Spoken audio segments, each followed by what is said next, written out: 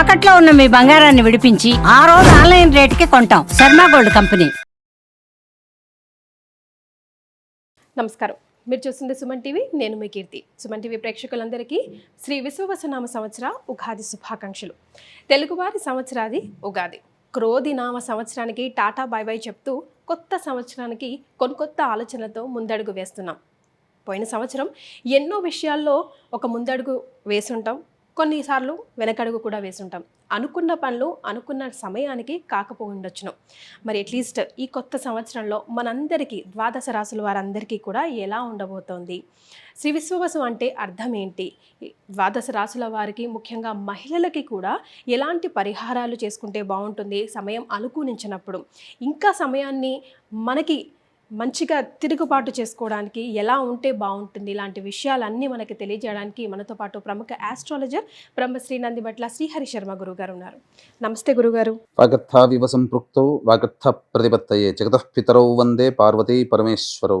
సదాశివసమారంభాం శంకరాచార్య మధ్యమాం అస్మదాచార్య పర్యంతం వందే గురు పరంపరాం. ఆదిత్యాయ చ సోమాయ మంగళాయ బుధాయ చ గురు శుక్ర శనిభ్యశ్చ రాహవే కేతవే నమః. శృంగేరి జగద్గురు పీఠాధిపతులకి, కంచి పీఠాధిపతులకి నమస్కారములు తెలియజేసుకుంటూ కార్యక్రమాన్ని ప్రారంభిద్దాం.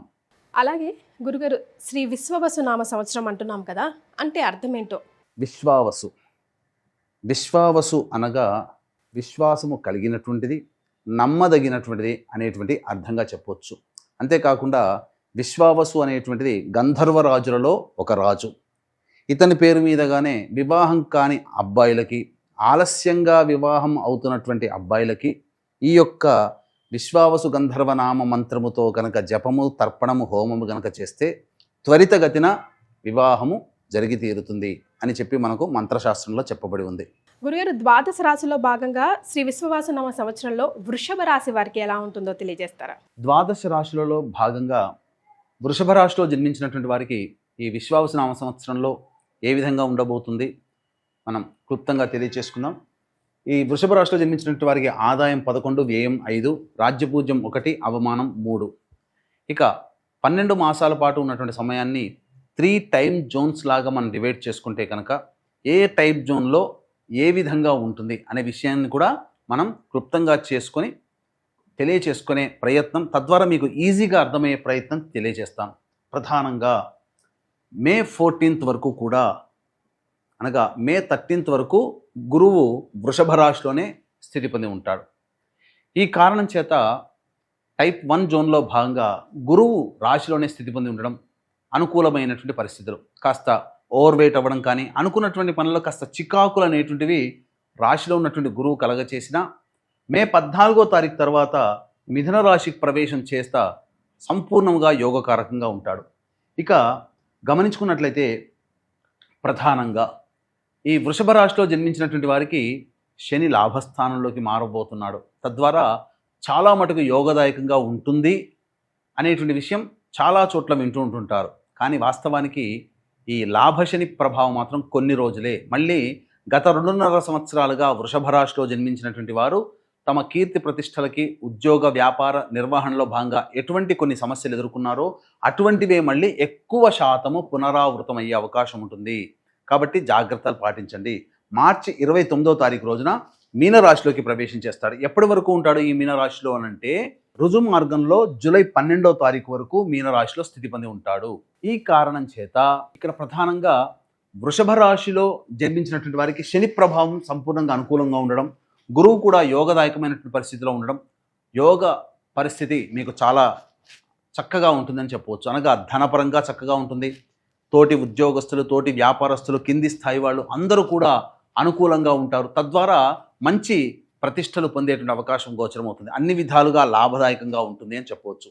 ఇక టైప్ 2 జోన్లో భాగంగా చూసుకున్నట్లయితే సెప్టెంబర్ 28 వరకు కూడా మిథున రాశిలోకి ప్రవేశం ఉంటాడు. మిథున రాశిలోనే గోచార గురుడు ఉంటాడు. తద్వారా ఏమవుతుంది, ధనస్థానంలో ఉన్నటువంటి గురువు అన్ని విధాలుగా అనుకూలంగా ఉండేటువంటి సమయం. సెప్టెంబర్ 28 నుంచి తృతీయ రాశిలోకి సంచారం చేస్తాడు. నవంబర్ 11వ తారీఖు వరకు కూడా కర్కాటక రాశిలోనే సంచారం చేస్తాడు ఈ టైప్ 2 జోన్లో భాగంగా. కావున తృతీయ గురుస్థితి వృషభ రాశి వారికి సంపూర్ణంగా అవకాశాలు కలిసి వస్తాయి. నూతన వ్యక్తులు పరిచయం అవుతారు. ఎప్పటి నుంచి? సెప్టెంబర్ 28 నుంచి నవంబర్ 12 వరకు కూడా నూతన వ్యక్తుల యొక్క పరిచయ ప్రభావం, తద్వారా మంచి యోగకాలకమైనటువంటి పరిస్థితిలో ఉంటారని చెప్పవచ్చు.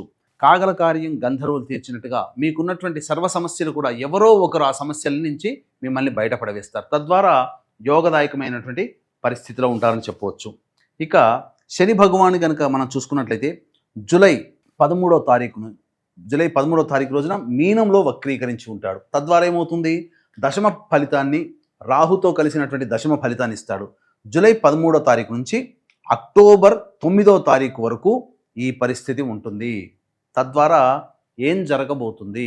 అక్టోబర్ 9 వరకు, జూలై 13 నుంచి అక్టోబర్ 9 వరకు చేస్తున్నటువంటి వృత్తి, ఉద్యోగ, వ్యాపారాల్లో ప్రధానంగా అనాసక్తి, అంటే ఏంటి, ఇక మనం వద్దులే, పక్కకు పెడదాం లేదా పక్కకు జరుగుదాం అనేటువంటి ఆలోచనలో ఉంటుంటారు. మందకొడిగా వ్యాపారం సాగుతుంది. ఈ సమయంలో కింది స్థాయి వాళ్ళు సహకరించలేకపోవడం, ఇబ్బందికర పరిస్థితులు, మీకు అవమానం కలిగేటువంటి సంఘటనలు చోటు చేసుకుంటాయి. కాబట్టి జాగ్రత్తలు పాటించండి. ఎవరైనా నూతన వ్యక్తులు పరిచయమైనా ఈ జూలై 13 నుంచి అక్టోబర్ 9వ తారీఖు వరకు ఉన్నటువంటి కాలం మాత్రం అనుకూలముగా లేదు. ఈ కారణం చేత కొన్ని ఇబ్బందికర పరిస్థితులు అనేటువంటివి ఎదుర్కొంటారు. ఇక అక్టోబర్ 10 నుంచి నవంబర్ 26వ తారీఖు వరకు ఏమవుతుంది? ప్రధానంగా కుంభరాశిలోనే స్థితి పొంది ఉండి వక్రీకరించి ఉంటాడు. ఇది చాలా కీలకమైనటువంటి సమయం. టైప్ 2 జోన్లో భాగంగా ఈ యొక్క వృషభ రాశిలో జన్మించినటువంటి వారికి కారణం ఏంటంటే, దశమ స్థానంలో స్థితి పొంది ఉండి వక్రీకరించి నవమ స్థాన ఫలితాన్ని కూడా ఇస్తాడు శని భగవానుల వారు. కావున అక్టోబర్ 10 నుంచి నవంబర్ 26వ తారీఖు వరకు తండ్రి గారి ఆరోగ్యం పట్ల శ్రద్ధ వహించాల్సినటువంటి పరిస్థితి. అంతేకాకుండా ఈ సంబంధించినటువంటి న్యాయవాద సంబంధమైనటువంటి విషయాల్లో కీలకమైనటువంటి నిర్ణయం తీసుకుంటారు. ఆస్తి పంపకాల యొక్క విషయంలో కొంత వెసులుబాటు అనేటువంటిది కలుగుతుంది. ఆస్తి పంపకాలు జరగాల్సినవి జరుగుతాయి. తద్వారా కొంతవరకు యోగదాయకంగా ఉంటుందని చెప్పవచ్చు. కానీ ప్రధానంగా తండ్రి గారి ఆరోగ్యం పట్ల శ్రద్ధ వహించాల్సినటువంటి పరిస్థితి. ఇది టైప్ 2 జోన్లో భాగంగా అక్టోబర్ 10 నుంచి నవంబర్ 26వ తారీఖు వరకు ఉండాల్సినటువంటి పరిస్థితి. ఇక టైప్ 3 జోన్లో భాగంగా చూసుకున్నట్లయితే నవంబర్ 12 నుంచి డిసెంబర్ 26వ తారీఖు వరకు కర్కాటకంలోనే వక్రీకరించినటువంటి గురు ప్రభావం చేత మేషరాశిలో జన్మించినటువంటి వారికి ఇతర సహాయ సహకారాలతో పాటు ధనము కూడా చేకూరుతుంది. అన్ని విధాలుగా యోగదాయకంగా ఉంటుంది. డిసెంబర్ 27 నుంచి మార్చి 14 వరకు మిథున రాశిలోనే ఉండి వక్రీకరించున్నటువంటి గురుగ్రహ ప్రభావం. ఈ గురుగ్రహ ప్రభావం వలన ఏమవుతుంది? ఈ యొక్క మిథున రాశిలో గురువు స్థితి పొంది ఉండి వక్రీకరించినట్టు కారణం చేత రాశి ఫలితాలను కూడా ఇస్తాడు. అంటే ధనానికి ఎక్కువగా కష్టపడి చికాకులతో ధన సంపాదన ఉంటుంది. ధనానికి ఏమి లోటు ఉండదు, కానీ ధనం వచ్చే మార్గంలో మాత్రమే చికాకులు, సమస్యలు అనేటువంటివి పెరుగుతాయి. ఇది జాగ్రత్తగా గమనించండి. ఇక టైప్ 3 జోన్లో భాగంగా నవంబర్ 26 నుంచి జనవరి 9 వరకు మీనరాశిలో అనగా కుంభరాశిలో సంచారం చేస్తాడు వృషభ రాశి వారికి. ఇది కంటక శని ప్రభావము. కావున నవంబర్ 26 అంటే డిసెంబర్ 26 ప్లస్ అటువైపు ఉన్నటువంటి 15 రోజులు. కాబట్టి 45 రోజుల పాటు కంటక శని ప్రభావం. ఈ నవంబర్ 26 నుంచి జనవరి 9 వరకు ఉద్యోగంలో మార్పులు చేసుకోవాలనే తపన ఎక్కువగా ఉంటుంది.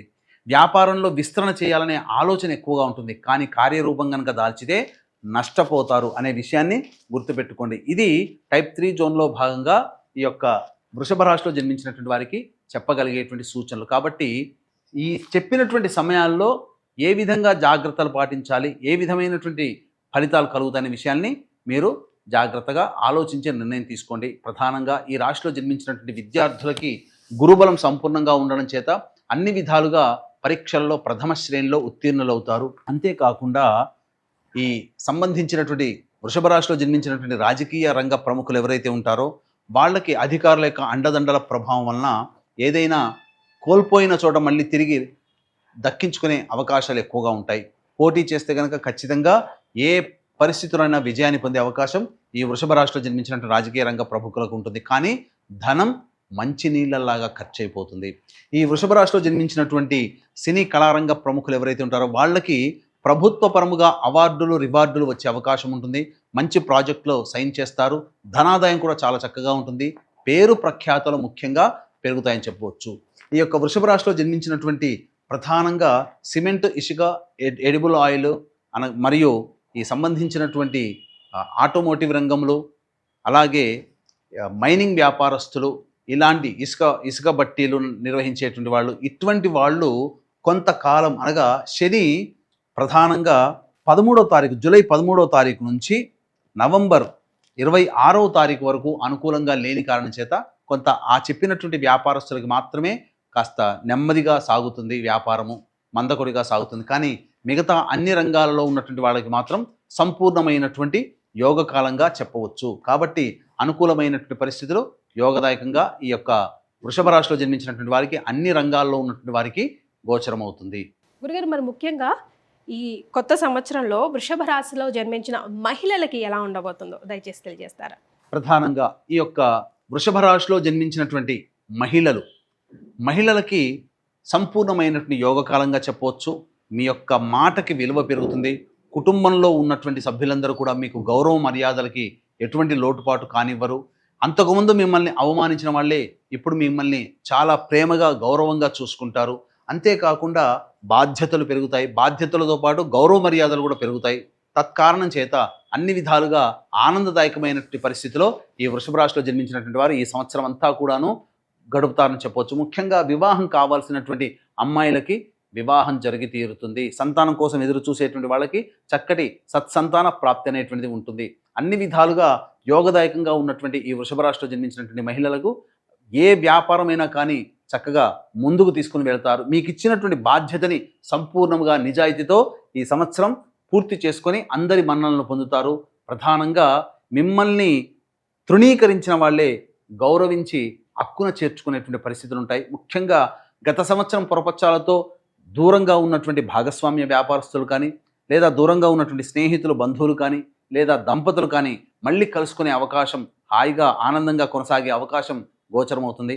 అన్ని విధాలుగా యోగకాలమని ఈ మహిళలకు చెప్పవచ్చు. సో మరి వృషభ రాశి వారు ఎలాంటి పరిహారాలు పాటిస్తే ఈ సంవత్సరం ఇంకా బాగా కలిసి వస్తుందంటారు గురుగారు? ఇక ఈ యొక్క వృషభ రాశిలో జన్మించినటువంటి వారికి ప్రధానంగా సమస్యలు అనేటువంటివి తప్పవు. అంటే ఏ వ్యక్తికైనా సమస్యలు తప్పవు. ముఖ్యంగా శని అనుకూలంగా లేని కారణం చేత చాలామంది అనుకుంటారు లాభశని ప్రభావం అని.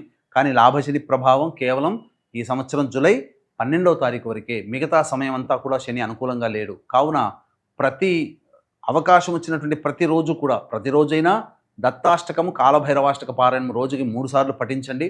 అలాగే మీకు అవకాశం కుదిరినప్పుడల్లా కూడా వెంకటేశ్వర స్వామి ఆలయ సందర్శనం మరియు వెంకటేశ్వర స్వామి దేవాలయంలో దీపారాధన చేయడం మరియు శనిగ్రహానికి తైలాభిషేకం చేసుకోవడం కనుక చేసినట్లయితే సమస్యలన్నీ కూడా చాలా మటుకు శాంతిస్తాయని చెప్పవచ్చు. అంతేకాకుండా గత సంవత్సరం కంటే ఈ సంవత్సరం మీ యొక్క సంకల్పం నెరవేరాలి. అలాగే మీరు సమస్యలు అనేటువంటి ప్రతి మనిషికి వస్తాయి. సమస్యలు వచ్చినప్పుడు మీరు ఏ పండితులను చూపించినా మీ జాతకాన్ని అనుసరించి ఎటువంటి పరిహారాలు చేసుకోమని చెబుతారో అటువంటి పరిహారాలన్నీ కూడాను ఈ సంవత్సరం అంతా మన పీఠం ఆధ్వర్యంలో జరిపించడం జరుగుతుంది. మీ యొక్క సంకల్ప సిద్ధి కోసమే సంకల్ప సిద్ధి హోమాలు, జాతకరీత్యా ఉన్నటువంటి దోషాలకి సకల దోష నివారణ హోమాలు అనేటివి ప్రతి నెల ఒక్కొక్క క్షేత్రంలో చేయించడం జరుగుతుంది. దీనికి శ్రీకారం మాత్రం ఏప్రిల్ 18వ తారీఖు రోజున మహామహిమాన్వితమైనటువంటి కాశీక్షేత్రంలో ప్రారంభించబోతున్నాం. అవకాశం ఉన్నవాళ్ళు ఇట్టి మహత్తర కార్యంలో 12 నెలల పాటు మీ కుటుంబ సభ్యుల గోత్రనామాలతో జరిగేటువంటి కార్యక్రమంలో నమోదు చేసుకొని దైవానుగ్రహాన్ని పొంది తరించవచ్చు.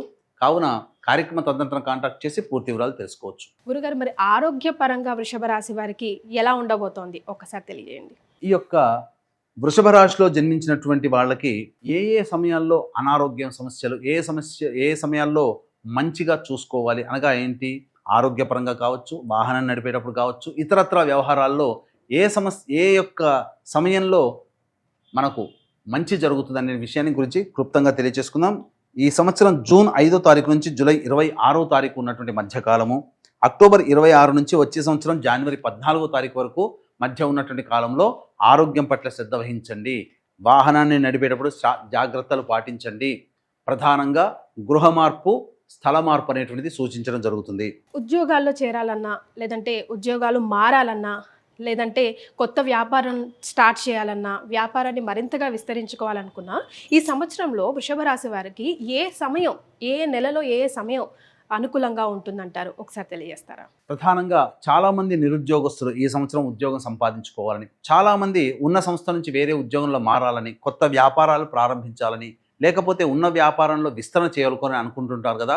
మరి ఏ సమయంలో చేసుకుంటే ఈ సంవత్సరం చాలా మంచిదనే విషయం గురించి అనుకుంటే, ఈ సంవత్సరం జూలై 16 నుంచి ఆగస్టు 15 మధ్యకాలంలో, అక్టోబర్ 17 నుంచి నవంబర్ 15 మధ్యకాలంలో, అలాగే ఫిబ్రవరి 13 నుంచి వచ్చే సంవత్సరం ఫిబ్రవరి 13 నుంచి మార్చి 19వ తారీఖు వరకు ఉన్నటువంటి సమయం చాలా అనుకూలంగా ఉంటుంది. ఉద్యోగము, వ్యాపారము, విస్తరణ, ఉద్యోగ మార్పులకి మంచిదని చెప్పొచ్చు. ఏతావాత చెప్పొచ్చేది ఏమిటంటే, ఈ యొక్క వృషభ రాశిలో జన్మించినటువంటి వారికి వివాహ సమస్యలు అనేటువంటి తొలగిపోయి చక్కటి దాంపత్య జీవితంలో ఉంటారు. రైతులకి కూడా సంపూర్ణంగా అనుకూలంగా ఉంటుంది. 2 పంటలు కూడా లాభిస్తాయని చెప్పవచ్చు. విద్యార్థులు మంచి ఉత్తీర్ణతా శాతంతో ఉత్తీర్ణులు అవుతారని చెప్పవచ్చు. అంతేకాకుండా ఈ యొక్క వృషభ రాశిలో జన్మించినటువంటి వారికి అన్ని విధాలుగా మీ యొక్క సంకల్పం ఈ సంవత్సరం నెరవేరాలి. మీకు కాలం కలిసి రాకపోయినా దైవానుగ్రహం వలన కాలాన్ని సద్వినియోగపరచుకోవాలనుకుంటే మన పీఠం ఆధ్వర్యంలో ప్రతి నెల ఈ సంబంధించినటువంటి సర్వదోష నివారణ పూజల హోమాలు ఒక్కొక్క క్షేత్రంలో చేయించడం జరుగుతుంది. ప్రథమంగా కాశీ క్షేత్రంలో ఏప్రిల్ 18వ తారీఖు రోజున శ్రీకారం చుట్టబోతున్నాం. అవకాశం ఉన్న వాళ్ళు ఈ యొక్క కార్యక్రమంలో సభ్యులుగా నమోదు చేసుకోవచ్చు. చాలా సంతోషం గురుగారు.